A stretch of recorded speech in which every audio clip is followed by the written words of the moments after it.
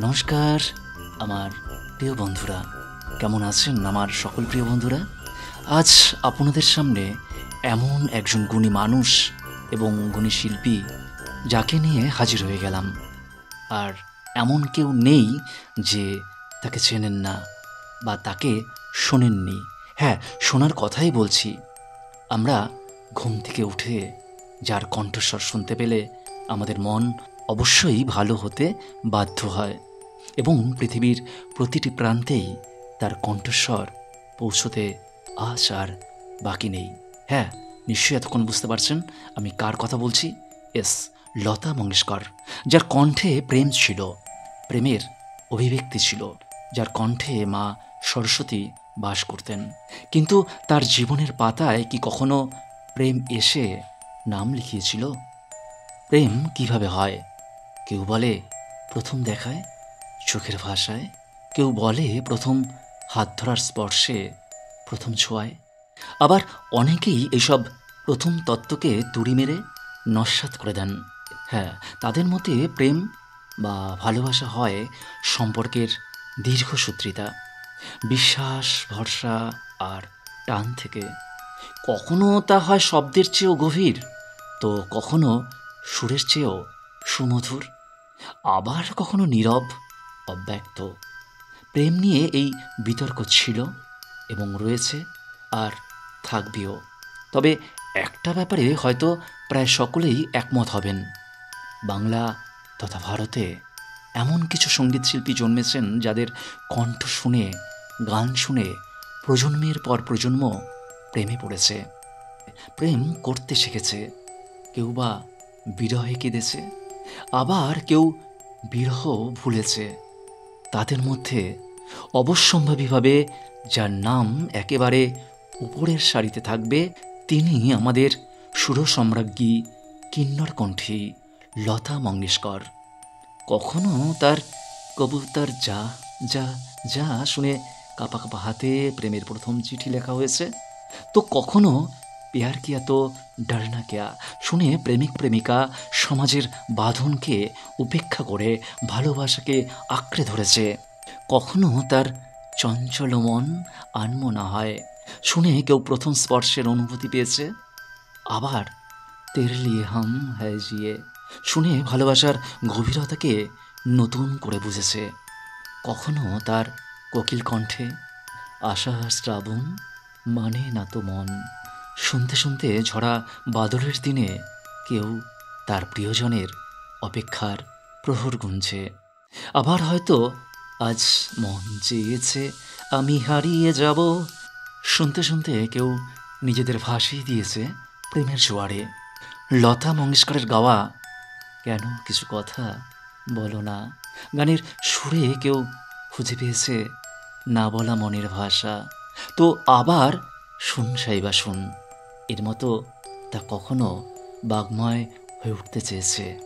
দিল হুম হুম করে গানে কেউ হারিয়ে যাওয়া প্রেমের স্মৃতিতে ফিরে গিয়েছে, তো কেউ আবার নতুন প্রেমের স্বপ্ন দেখেছে দিল তো পাগল হয় শুনে। কখনো কারো জীবনে পূর্ণতা না পাওয়া প্রেমের ভাষা হয়ে উঠেছে ও মোর ময়না গো। আবার কখনো তুজে দেখা তো ইয়ে জানা সনম প্রিয়জনের প্রতি নিজের মনের ভাব প্রকাশস্বরূপ হয়ে উঠেছে। এইভাবে যুগে যুগে দশকের পর দশক ধরে এক প্রজন্ম থেকে অন্য প্রজন্মে প্রেমিক প্রেমিকারা তার গানের সুরে খুঁজে পেয়েছে নিজেদের হৃদয়ের কথা। কিন্তু যার গানের সুরে এত ভালোবাসার জন্ম হয়, তিনি নিজে কি কখনো প্রেমে পড়েননি? যে নারী ভালোবাসাকে এতটা মূর্ত করলেন, তিনি কি কখনো ভালোবেসেছিলেন? তার জীবনে প্রেম এসেছিল কি, নাকি কেবল গানের মধ্যেই প্রেমকে বাঁচিয়ে রেখেছিলেন? লতা মঙ্গেশকরের কণ্ঠে প্রেম ছিল, প্রেমের অভিব্যক্তি ছিল, কিন্তু তার জীবনের পাতায় কি কখনো প্রেম এসে নাম লিখিয়েছিল? প্রেম এসেছিল ঠিকই, কিন্তু তা পূর্ণতার আলো দেখেনি। প্রেমের ব্যর্থতাই কি তবে আরও বেশি করে তাকে সঙ্গীতের পথ ধরে এগিয়ে যেতে সাহায্য করেছিল? শোনা যায় রাজস্থানের দুঙ্গারপুর রাজবংশের রাজকুমার রাজ সিং দুঙ্গাপুরের সঙ্গে লতা মঙ্গেশকরের হৃদয়ের গভীর এক সুর বেঁধেছিল। তাদের পরিচয় লতার ভাই হৃদয়নাথ মঙ্গেশকরের সূত্রে। রাজ সিংহ ছিলেন বিসিসিআইয়ের প্রাক্তন সভাপতি। ক্রিকেটের প্রতি লতার অনুরাগও নাকি তার টানেই আরও গভীর হয়েছিল। রাজ সিংহ দুঙ্গাপুর ছিলেন লতার চেয়ে 6 বছরের বড়। তিনি আদর করে লতাকে ডাকতেন মিট্টু নামে। তার পকেটে সবসময় থাকতো একটি রেকর্ডার, যাতে রেকর্ড থাকতো লতার গাওয়া গান, যেন পথ চলতে চলতে কণ্ঠেশ্বরেই সঙ্গ পান। তবে এই সম্পর্ক কখনোই সামাজিক স্বীকৃতি পায়নি।